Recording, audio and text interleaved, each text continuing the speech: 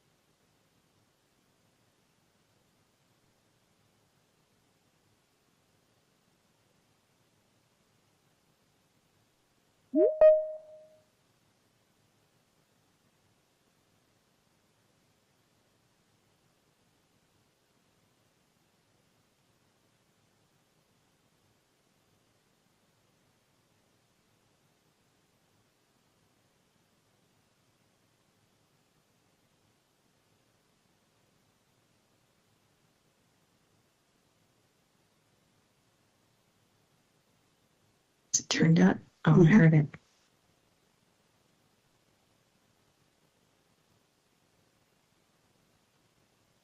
Yeah, like all these people. I was in.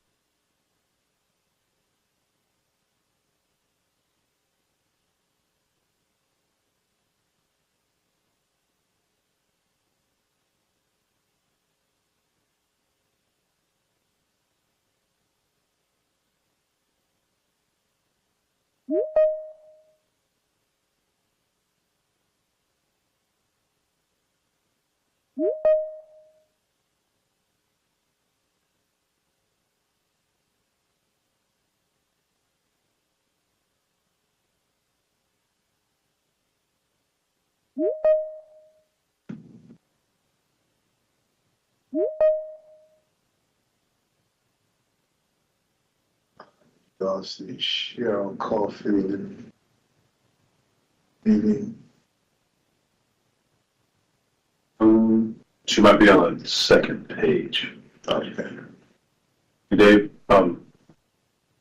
You should look across see if Ms. Caulfield's over there. page. See.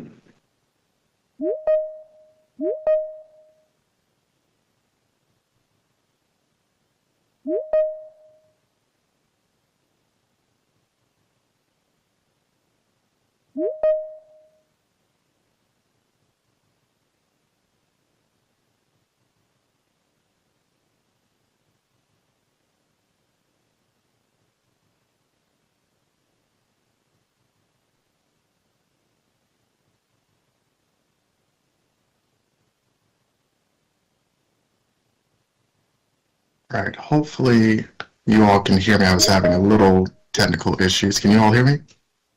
Yes. Okay, perfect. All right, well, good morning. It is July 13th and a little after 10 a.m. I'm going to call this special called meeting to order. We have 7 out of our 9 board members who are present with us on the call. Board members, just make sure that you keep the cameras on, the chats have been disabled, and in order to be recognized, please use the raise hand feature. And to the members of the public, this is a special called meeting, so therefore there will be no public comment at this meeting.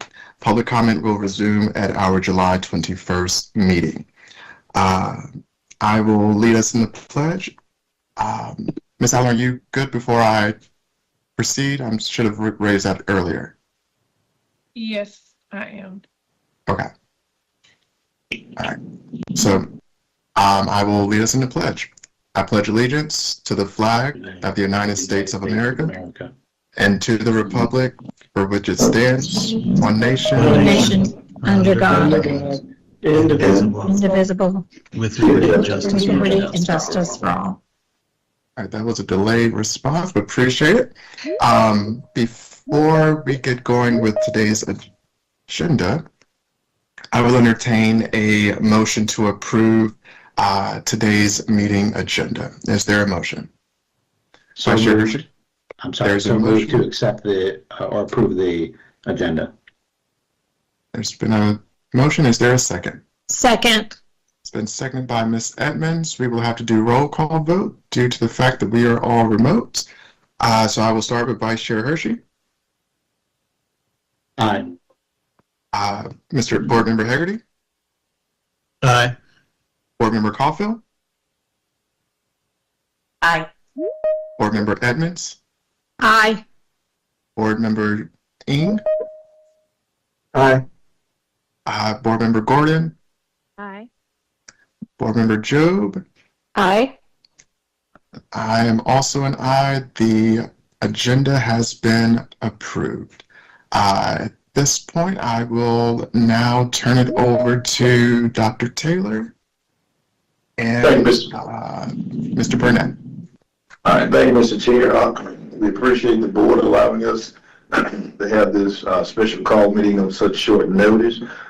We've shared information with you concerning structural issues at 3 of our elementary schools, that is Creech Road, Durant Road, and Davis Drive Elementary.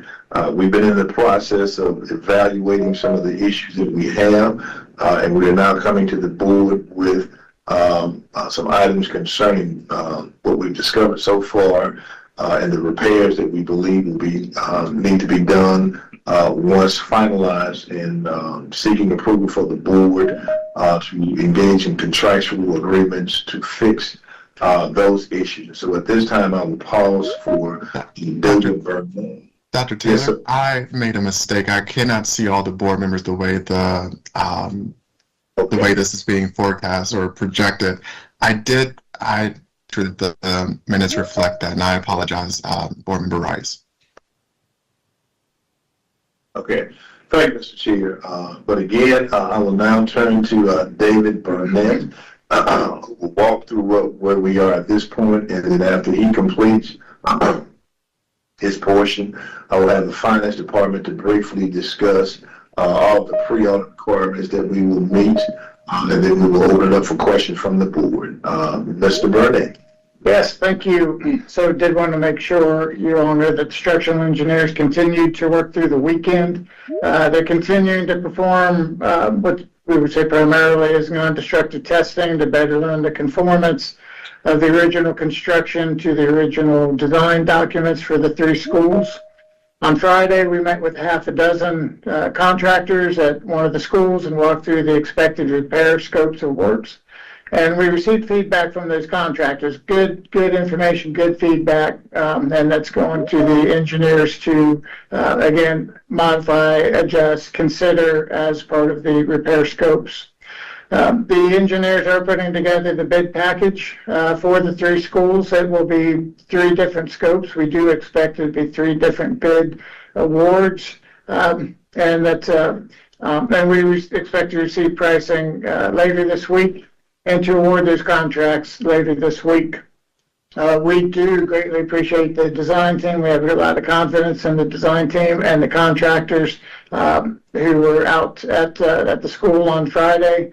We also appreciate our county partners as they've been kept in the loop, on these issues and on this process, and the permitting and inspections folks who will be involved here shortly once we are at that point. So we have a good team working on this, and we have good contractors that are going to be providing some pricing, so we feel really good about that.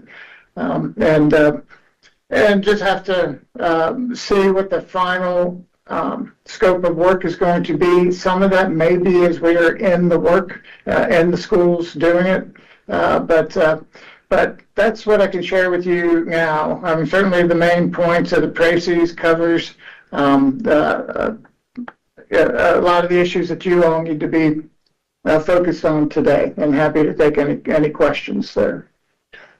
And so with that, Finance Department, Ms. Posey, could you share any thoughts on the pre-audit process that we will be engaging? Certainly. Good morning, board members. In accordance with your board policy 6420, contracts with the board, we would follow the standard board attorney approved contract templates. As part of the template and as part of General Statute School Budget Fiscal Control Act, the pre-audit certification is required on all contracts. So by granting emergency approval for the superintendent to enter into contracts, each of those contracts must be pre-audited by the finance officer to ensure that funding is available and appropriated within the school district's budget, and that will be done on each contract prior to the superintendent's approval. Thank you. Thank you, Ms. Posey. The last thing I'll share with the board, and I'll also have Mr. Burnett to share thoughts on this, but one of the questions has been why now with these particular schools? What I will share is that settling with schools and different structural issues happen all the time. A part of the process for maintenance and operations and facilities is to go out, assess any kind of settling that takes place, and do the necessary repairs in order to make sure a building has stability. With this particular issue, we noticed the first development in 2024 in the maintenance department and facilities engaged in normal operations to go out and assess. However, in the spring of this year, we noticed that that movement was accelerating a little faster than had been anticipated, and as a result, we had an engineering group to come out in June to do an assessment, and it was then that we determined that these repairs would be necessary. Because it was a prototype building, we took a look at the 3 additional prototype buildings, and we found that one was fine, the other 2 had issues that we're now working through. And so, Mr. Burnett, if there's anything you want to add to that, I'm going to allow you to do so. Sure, thank you. And as far as settling, what you don't know is it a one-time deal? Does it happen one time and it stops and you have no additional settlement? And so that is why we continue to monitor cracks at a particular building. And these, as Dr. Taylor said, these things happen. We have 203 schools. There's that opportunity. So as this, in this particular case, the crack did come back, and so it caused us to look at it again and compare the differences between 2024 and today. So we feel good about our process. We feel good that we continue to monitor things. We feel good about the thoroughness of the structural consultants and looking at not only just this particular foundational issue, this crack, but looking at the rest of the facility. So again, that's the process, and again, we're pleased that. We were able to note the differences and then take a much deeper dive into it. And with that, Mr. Chair, I'll turn it to you, and we'll ask for the question. If there are any questions that can be posed, we will answer those. All right, great. Thank you all for giving us a overview of this. Board members, if there's any questions, please make sure you use the raise hand feature. Vice Chair Hershey. Good morning, all. Apologies if I missed this with some of the beeping that was coming in. Can you talk about, or just let us know when these prototype schools were built, so we have a sense of how long it took for this issue to come up? Right, these buildings were designed and built in the early 1990s, so 1991 to 1995, I believe. So I think Creech Road is in the neighborhood of 35 years old. So the buildings have performed well, certainly up until now, and to include now these repairs that are going to be undertaken. We fully expect we'll continue the life of the building for decades. Board Member Joe. Thank you. Could you please dive a little deeper into what the repairs are actually going to look like to make these ready for students, and how long you think the repairs are going to take from what you know now? Yeah, so we still have unanswered questions, and we still don't have the scopes completely defined. That is an ongoing effort, and certainly we understand everybody wanting to know, as much as possible about this, as do we, but trust me. What we think the repairs are, we know that we're going to, for each of the schools, have additional connections for the roof deck to tie that to the building's steel frame. And so it's already connected. We're going to do additional connections. We have, in some cases, we have tops of shear walls, which are the building end walls on wings. We're just going to connect that better to that wall. So you have steel connections, and that steel angle connection is going to be connected to a masonry wall.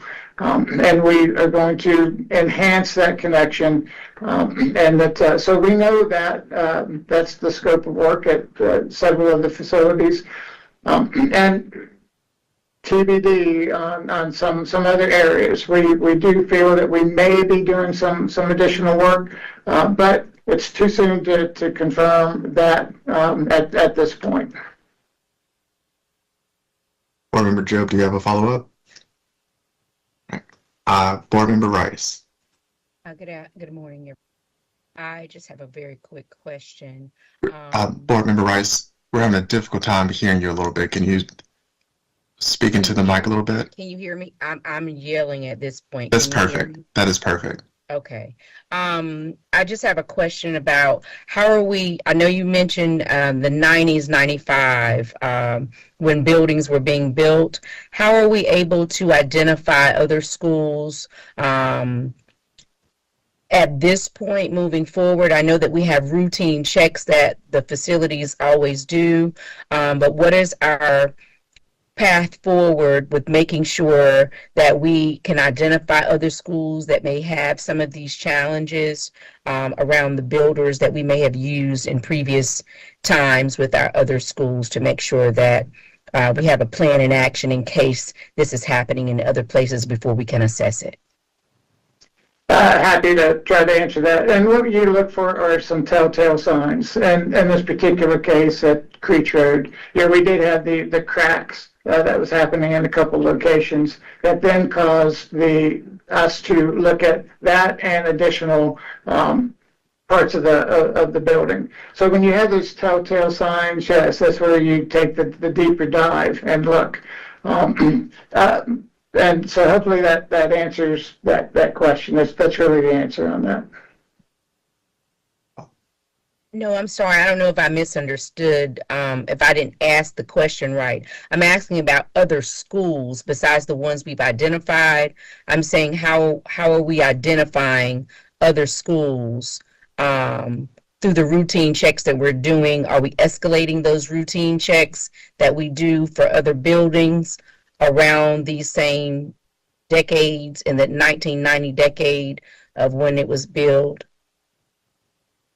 So I've got one answer, and that is why we looked at the other schools was because they were a prototype and we wanted to make sure the construction details, things like that. So that's why the other schools were looked at. I would say in general that I'm not aware of any plan that we have of people going above ceiling looking at the structure for the kinds of things that we were looking for on this particular plan. So hopefully that answers your question. Again, you do look for those telltale signs that indicates that there's something that you need to take a deeper look at. And when we have the schools that have those telltale signs, we do that. If there's a school that is showing no signs of any issues, I doubt that there's people going above ceiling and looking at those kinds of things. So, Mrs. Rice, Mr. Rice, I don't think your question was fully answered. Mr. Chair, I'll add to that because I understand the question that Ms. Rice is asking. And so there are routine checks that are always done by maintenance and operations and facilities. And then when we recognize that there are some issues with a crack, then we assess those as we normally do. And that is just generally how we look at any facility. Because we have 203 schools, we haven't developed a plan to go back and examine all 203 schools as a result of this issue. But normally it's just a routine check that we go through. If we identify problems and we do assessments to determine if there is an additional issue with it. I want to say there was a school a few years ago that we had a similar issue. Was that Foursquare Middle School? We had significant settlement at that school. Followed this same process where the cracks were identified. We the facilities group came in, took a look at them, used actually the same engineering firm that we're using now to come in and assess the building and confirm that the structure was safe. It was safe to be occupied, and then we addressed the settling concerns that were going on at that school. And so that's how we ended up in that building to look at stuff. So, yeah. And so again, Ms. Rice, it is just general reviews that we do. If we recognize an issue, then we do additional research, and that is why, because we knew this was a prototype building that had several designs. There were a total of 4 schools, as I understand. And so we did additional examinations of those buildings. But in terms of as we go through the year, it's just a general reviews that we have, and when we identify something, we assess it and determine if there's additional work that needs to be done. Board Member Rice, do you have a follow-up? I think I'll pause right here and see maybe if someone else can support. I'll come back to you, Board Member Rice. Board Member Hegarty. Thank you, Chair Swanson. So, Dr. Taylor had mentioned, we've got 203 schools. I have visited dozens and dozens of these schools, sometimes with Mr. Burnett, and we have seen many schools that have cracks in the walls, and I could mention some by name that are on this list. Can you give us more information about why the situation here is different? Are these just cracks from things shifting, or is there a more serious risk of like structural integrity? Why is it that with as many buildings in need of maintenance that we have, what is it about the situation I didn't understand from the presentation why this is an elevated level of urgency? I would summarize it to say that we aren't there yet with the structural engineers to ascertain the total picture, you know, of these items or the cause and effect. So let's let the structural engineers continue, you know, to evaluate the buildings and try to look at, you know, the more information that comes in, it's helping a great deal, you know, with for that final question that you're asking, but we're not there yet. And Mr. Haggard, I'll add to that because I think the general question is what caused us to look deeper at this particular situation, and it is the acceleration that we saw in movement in the spring. And so what started out as an initial crack in the wall like we see in many buildings, staff at the school noticed that what appeared as a small crack probably had expanded to maybe 1 or 2 inches, and it was at that point where we had to have structural engineers to come out and do additional work. And that is when they took the opportunity to pull back ceiling tiles, look at the connectors from the roof to the masonry wall. And in addition, we've had x-rays of the walls that have been done, and that is what we determined that based on the acceleration that we saw in an in-classroom, we wanted to go a little deeper with this particular building because that acceleration moved much faster than we had anticipated. And that is when we had the engineers to come out and do the assessment that they did in June. And because of that assessment, we identified that there were repairs that needed to be done immediately before we wanted to bring children back into the building. So, Dr. Taylor, if I understand you correctly, the difference here is that while we might have lots of buildings that have cracks and damage, here, because of the acceleration of the damage, you're noticing like a real structural threat to where if we put off these repairs, it could be much more expensive, much more involved if we delayed it to the future. Yes, that is correct. That based on what we've seen, we recognize that movement and acceleration, if we didn't address it now, one, it would create an increasing safety issue and absolutely a higher cost to fix if we took no action. Attorney Malone, I think you may have were going to add something to that. I don't know if it was or not. I did want to help a little bit, and this may help the board understand kind of why we're here today, because this is maybe an important part of what's happening today. So, effectively, as the superintendent and Mr. Burnett have explained, the issues at Creech Road were observed. The school system sent an engineer in to take a look at that situation, and the engineer said that school cannot be occupied without repairs. So we're here today because the engineer has looked at that particular school and said that we can't occupy it without these repairs. So this is very atypical. This is not the normal cracking that you would see in any other place. It's not the cracking that you see in your houses. You know, this is significant cracking for which the engineer said we can't occupy the building with kids without these repairs being made.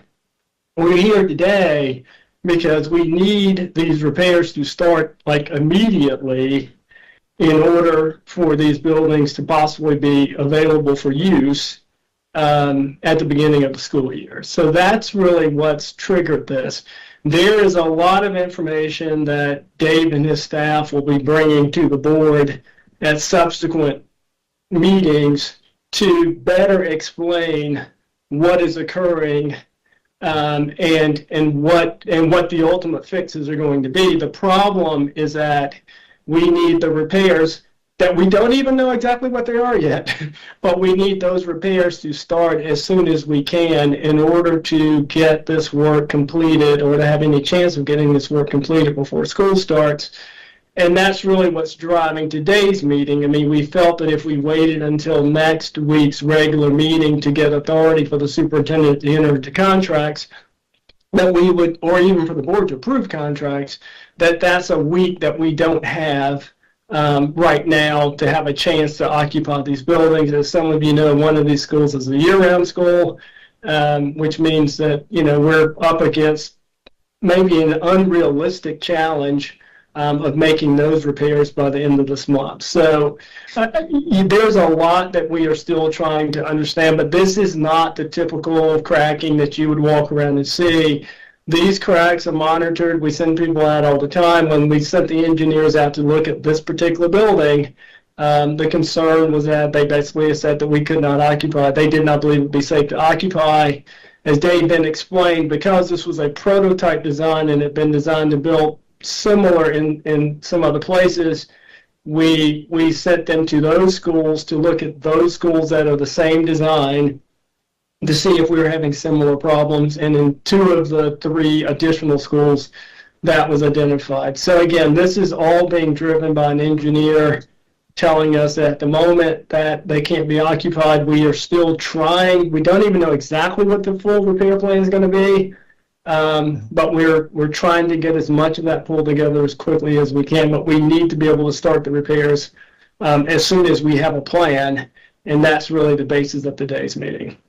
Okay, thank you, Attorney Malone. That answers my question perfectly. That's exactly what I wanted to know. Thank you. Thank you, Attorney Malone. Board Member Caulfield? I'm sorry. I had Dr. Ng and then Board Member Caulfield. Sorry. Dr. Ng. Yes, thank you. That was a good explanation. And my similar question was the the ability to occupy the schools and the shortened time frame for particularly the one in my district, Durant Road Elementary. And so just wanted to know kind of like what is the priority or the timeline in terms of the attacking all 3 schools at the same time, or is it one over the other? Just wanted to know what your time frame is for that. Yes, I'll answer that. Yes, we are trying to attack all 3 schools simultaneously and finish the work as quickly as we possibly can on each of the schools. And follow up. Absolutely. And so I assume that we have plans for Durant Road in terms of the start of school if things are not able to be completed before then. That is a work in progress. We do have some ideas. We have some meetings that are scheduled even today, in fact, and it's a very high priority for us to establish alternative options and to work through those scenarios should that be necessary. Yes, Dr. Ng, we are actually meeting after the special call meeting to look at contingency plans and options for all 3 schools, not knowing what the repair time will be and how that might impact school attendance. But obviously, Durant Road is the highest priority in terms of the contingency plans that we will have, because they are scheduled to be back in the building at the end of the month. Once engineers or contractors have assessed, we might find out that it's a 1-day repair, or it might be a 1-year repair. We don't know, but we're hoping for the best planning for the worst, but we will be planning contingency plans about attendance for all 3 schools, depending on where contractors say the time frame for repair will be. Thank you. Yes, sir. I'll keep the order, and then I want to chime in because some of these questions just are not being answered with fidelity. Board Member Caulfield, and then Board Member Gordon, and then Ms. Edmonds in that particular order. Thank you. I think some of my questions just got answered because I was going to ask about the displacement and our plan for the children, the students, because they all seem to be starting with different time frames. But if I understand correctly, it sounds like Creech is more of an emergency type situation. Maybe not emergency is not the right word, but more of a priority to fix the repair. And my question was going to be, is this around the prototype building itself, or is this the ground erosion? Are we having to deal with the town, or is this strictly our buildings and structure and ground? So Creech Road we do anticipate a higher amount of scope of work at Creech Road, and that is specific to the building structure. It's not specific to the settling that was in that one specific area at this point. Again, the structural engineers are continuing to evaluate it. So we don't actually, just to clarify, we don't have a time frame. We don't know exactly what the repairs are at this point or how long it is. Is that correct? That's correct. Yes, that's correct. That what we can visibly see at this point is that the issues seem to be more extensive at Creech Road, not as extensive at the remaining 2 schools. But we won't have a definite answer about that until the engineers have been able to complete their assessments. I know they worked through the weekend, that's work that they're doing today, but all visible signs seem to indicate that Creech would have the most, but we're just waiting for a final result from engineers so we will know exactly what needs to be done in the time frame. And I would add, to help people with some perspective, is that we do feel like this isn't a matter of weeks. It's not half a year or anything like that. That is not what the expectation is. But how many weeks is it going to be? We don't know the answer to that yet. Okay, thank you. Board Member Gordon. Thank you. Good morning. I think some of my question, Dr. Ng kind of asked, and so did Board Member Caulfield asked it as well, but I want to push on it just a little bit more. While I understand that the structural engineers, it's going to take time. There's lots of things in the air. Specific to Creech Road, given that it is one of the burning buildings, can you tell us a little bit more around the best and worst case scenarios for time frame, specific to like how are we notifying parents? I know that meeting has to happen and will happen after this meeting, but do we have any sense of best and worst case scenarios for time frame? Yeah, I don't want to say too much about time frames, but indication is we're talking weeks. We kind of believe that Creech Road would be in a 6-week time frame, but a lot of that would be dependent upon the amount of time and crews that an engineering contract group would have. And it'll also depend on how extensive the damage may be once they begin the work. And so everything that we see now, based on what we can determine, we're probably talking about a 6-week time frame. We don't think it's going to be, as David Burnett said, something that's going to be several months. We just don't anticipate that. But until those engineers get in and begin to make repairs, we're planning for around a 6-week time frame. But again, once they get in, that number could go up or down, but we really don't anticipate that increasing to several months. Thank you. Yes, ma'am. Board Member Edmonds. Thank you. I have several questions, Mr. Chair. So my first is, you told us in an email that I believe you're interviewing about 6 contractors. Is your goal to have the same contractor do all 3 schools? Like, is that the ideal, or would you split it up? The expectation is that we would be splitting it up. Okay. And then this question may be for next week, but do you anticipate extra costs because of trying the rush to do this, in the sense of evening hours or weekend hours that the contractors could be working? Have we, are we looking at that extra expense versus if it were a traditional non-emergency issue? Yes, when we met with the contractors on Friday, we did explain that we expect this to be a 24/7 operation until all the work was completed. And so, yes, there is a premium that's associated with that type of work. And then 2 more questions, if I may, Mr. Chair.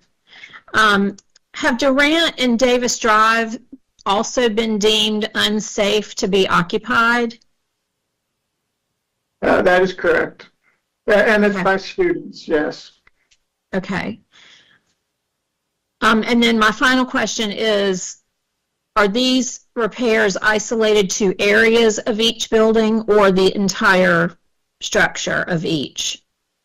So each school is comprised of 3 buildings each.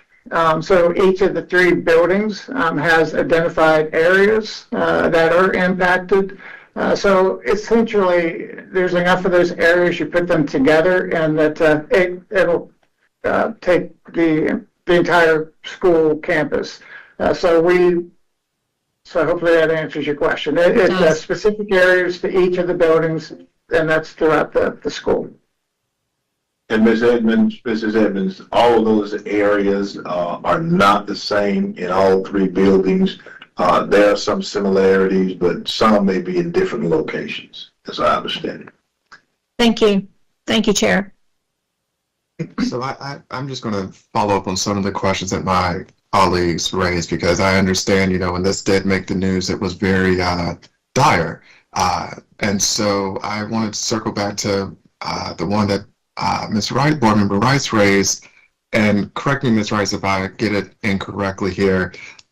But I think the gist of the question, how I interpret the question, is these schools are 30 years old, in the 30 range. And these are issues that I guess we would typically expect to see in schools that are much older. So given that these are happening in newer-ish schools, how is it being monitored across the board to ensure that we are able to get on top of these issues without having to have special meetings and holding, builders accountable for the work that they're doing? So I guess that was essentially the gist of the question, and you all can tackle that how you want to choose. So Mr. Chair, I wouldn't say that it's typical of a building of any age. I've known buildings that have been constructed and only 2 years old, and there's severe settling and cracking that wasn't anticipated. And so we do know that these buildings, as you noted, are around 35 years old. And obviously, when the building reaches a certain age, there will be some settling that occurs. And so that is part of the general evaluations that take place in every building.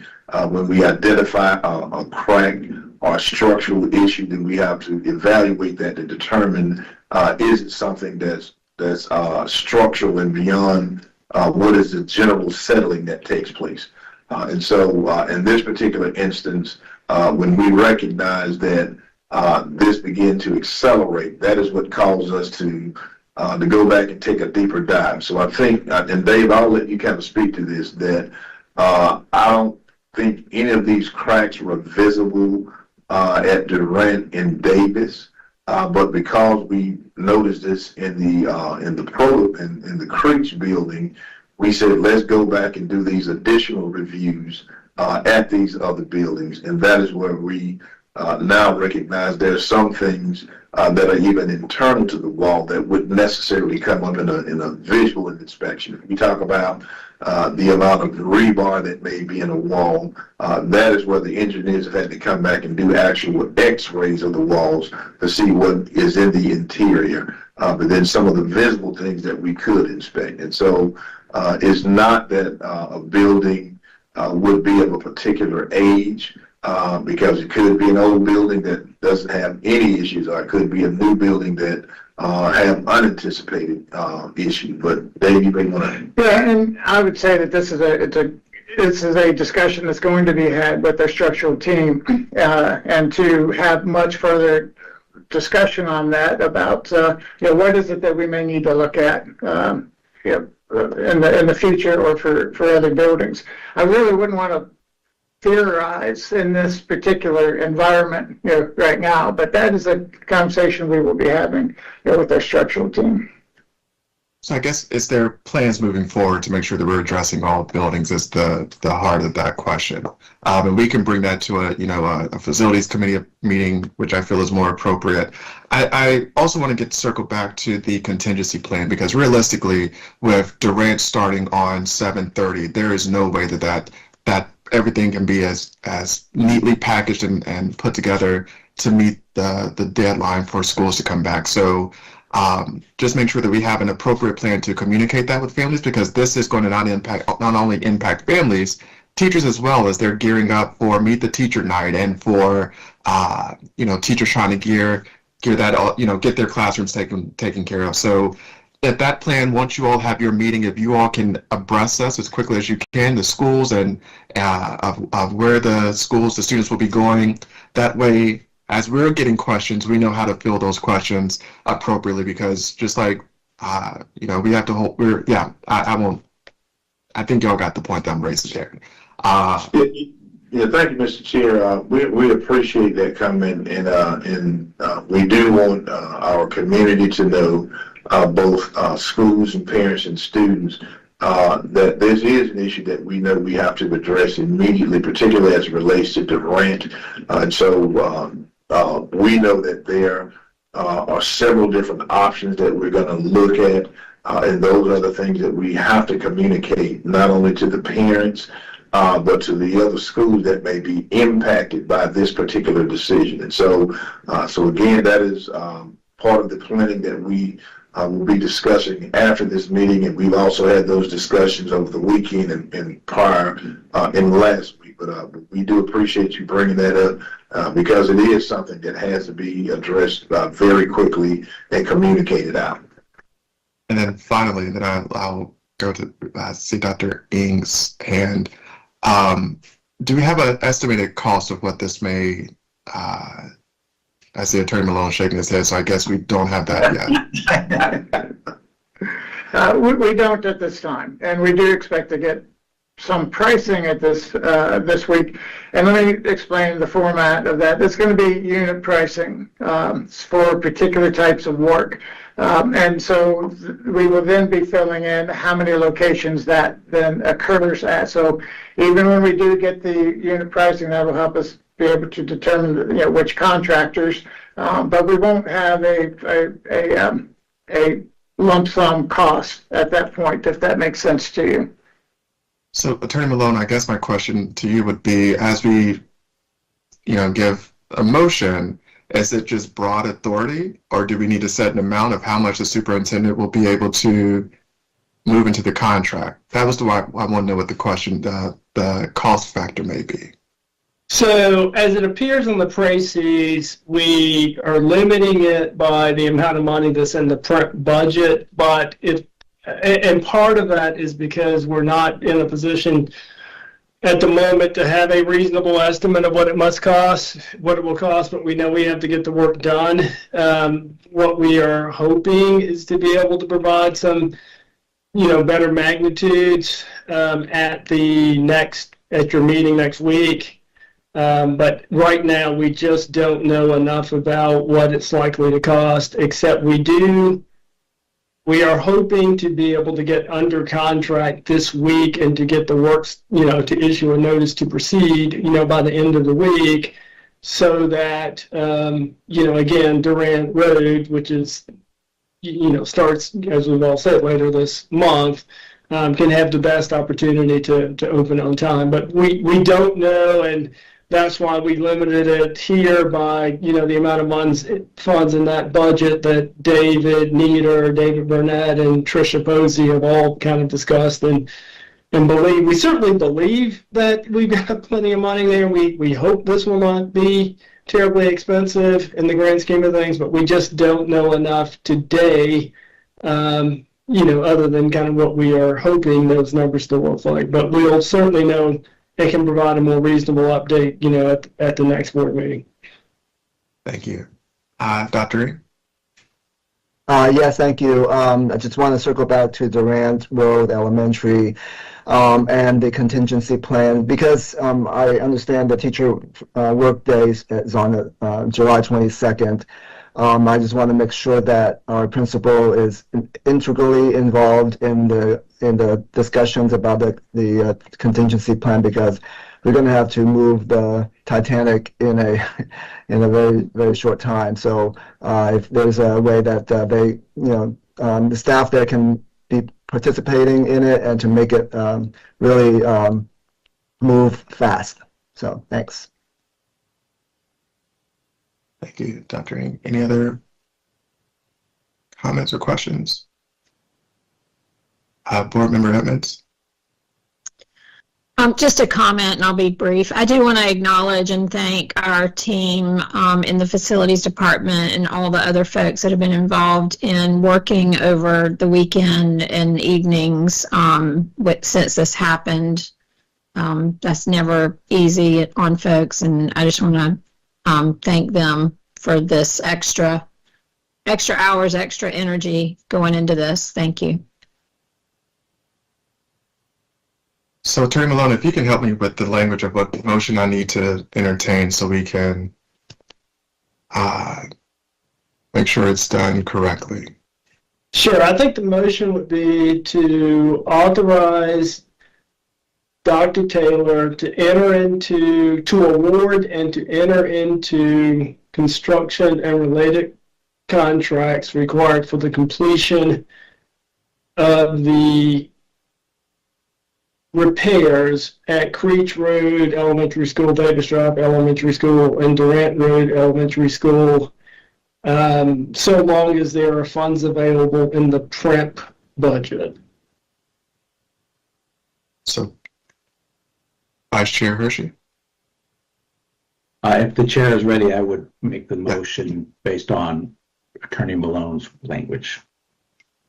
So we have a motion on the floor. Is there a second? Second.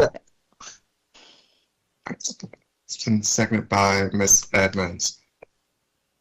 Okay, we'll go with our, any other questions with the motion on the floor? Discussions, comments? All right, we'll start with our roll call vote. I'll start with Dr. Ng. Aye. Ms. Edmonds? Aye. Ms. Gordon? Aye. Ms. Rice? Aye. Ms. Caulfield? Aye. Mr. Haggerty? Aye. Dr. Jobe? Aye. Vice Chair Hershey? Aye. The chair also votes aye. Attorney Malone, well, let me close, the motion passes with unanimous consent. Attorney Malone. Yeah, I was just going to note that the précis does say, and the administration intends to do this, to provide regular updates to the board during this process, and also to produce a list of all the contracts entered into by the superintendent, no later than the September 15 board meeting. So there will be kind of full transparency in all of this process. Great. And then we can discuss this further at the July 21st meeting, whether it's a closed session item or whatnot. Is that correct, Attorney Malone? Yeah, there's certainly a closed session portion of this that we would like to discuss as it relates to maybe potential claims that may be available to the board. So we can certainly cover that in closed. Great. All right, well, Dr. Taylor, is there any other comments or questions? No, Mr. Chair, we will just continue to provide updates to the board as they come in. We know that this is a multifaceted problem, but again, I just appreciate the work that the team is doing and appreciate the board working with us as we address these issues to ensure that our schools are ready for our children when it's time to bring them back. All right, that sounds great. And given that there is no other items on our agenda for the moment for today, I will entertain a motion to adjourn. So moved. It's been moved by Vice Chair Hershey, seconded by Board Member Rice. Any questions, comments, discussions on the motion? Hearing and seeing none, all those in favor of the motion, we will do a roll call vote, and I will go in the order that I see on my screen. Board Member Caulfield. Aye. Board Member Joe. Aye. Board Member Gordon. Aye. Board Member Rice. Aye. Board Member Edmonds. Aye. Board Member Ing. Aye. Board Member Hegarty. Aye. Vice Chair Hershey. Aye. The chair also votes aye. The meeting is adjourned. Thank you all and have a great rest of your day.